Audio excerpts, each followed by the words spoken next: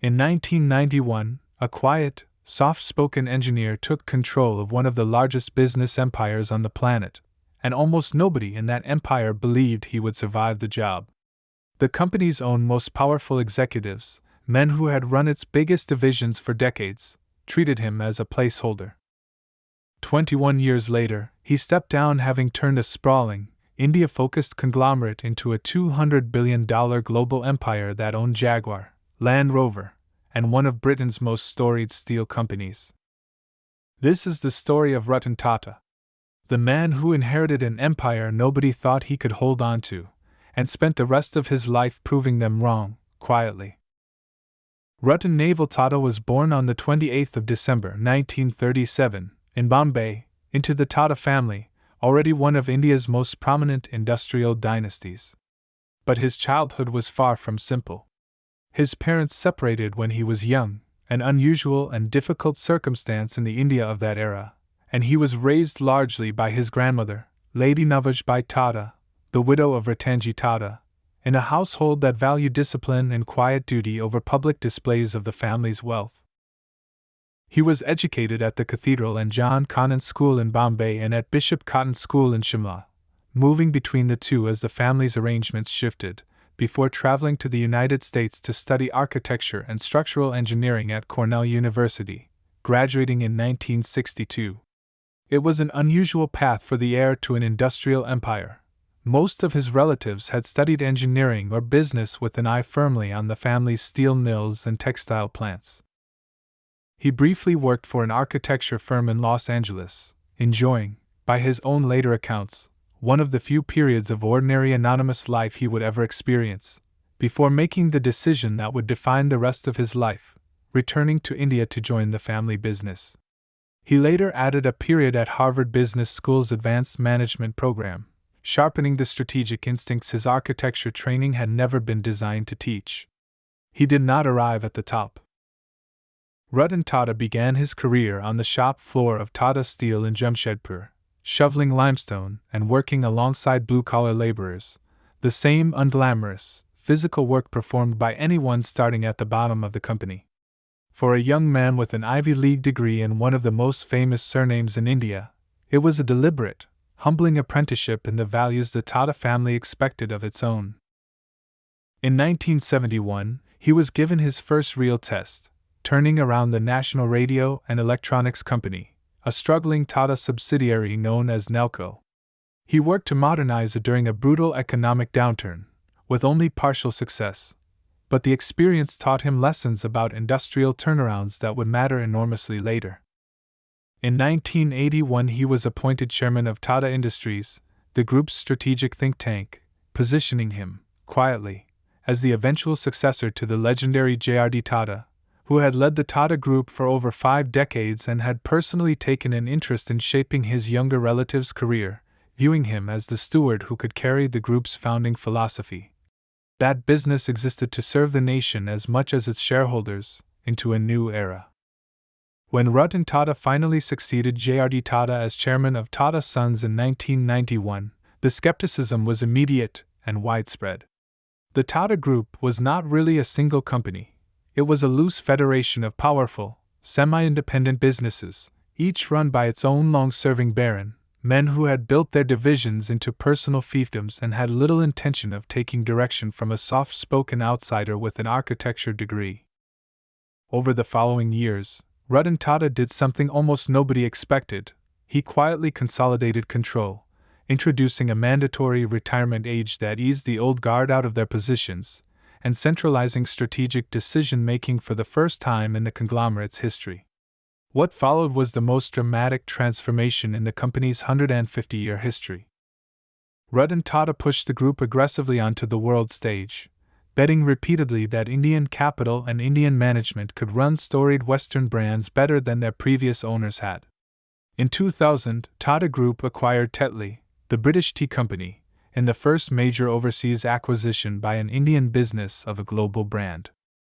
In 2007, in a deal that stunned the corporate world, Tata Steel acquired the Anglo-Dutch steelmaker Corus for roughly $12 billion, at the time the largest overseas acquisition ever made by an Indian company, and a symbolic reversal of a colonial-era power dynamic that was not lost on anyone in either country.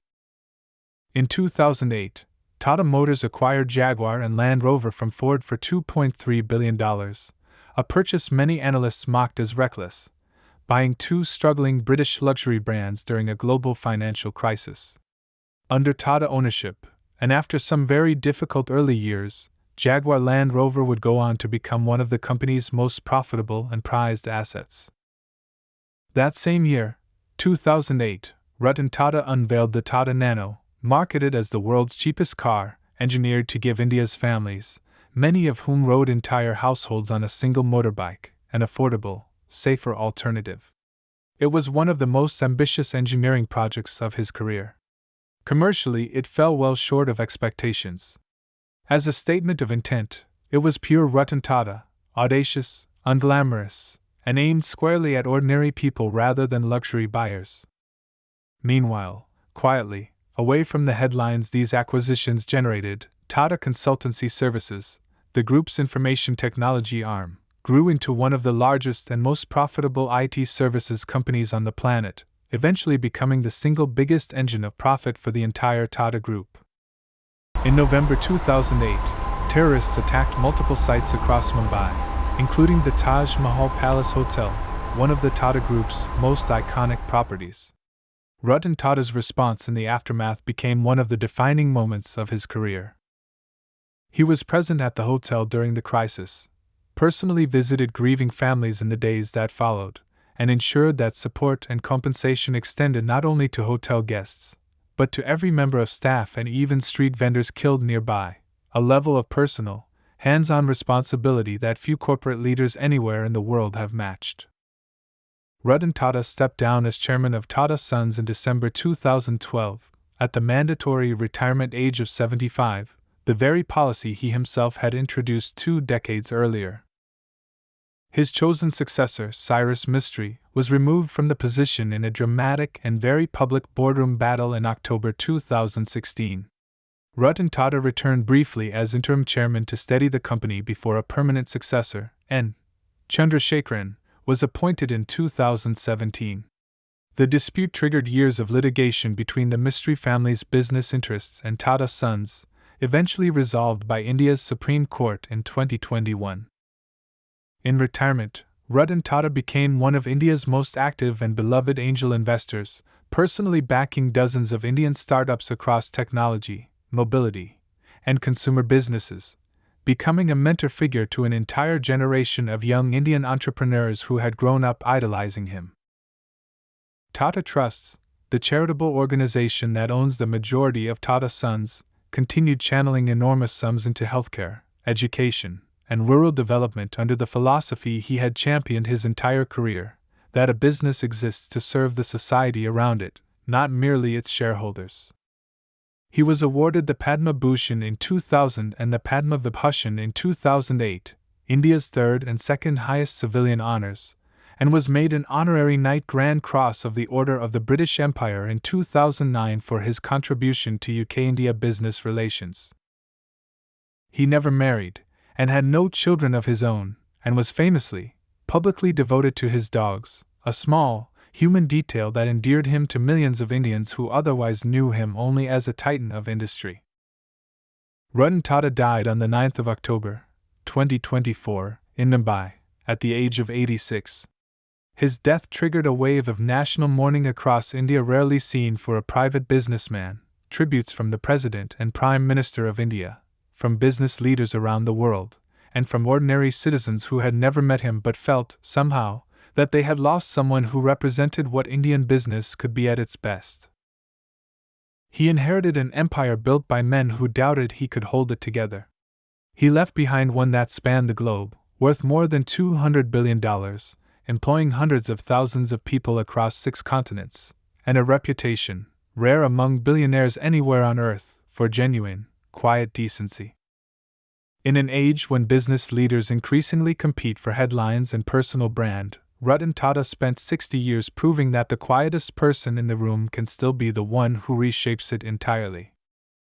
If you've made it this far into this story, you already know you love this kind of content, the real history, the real people, the versions of these stories that the documentaries never quite tell. So subscribe.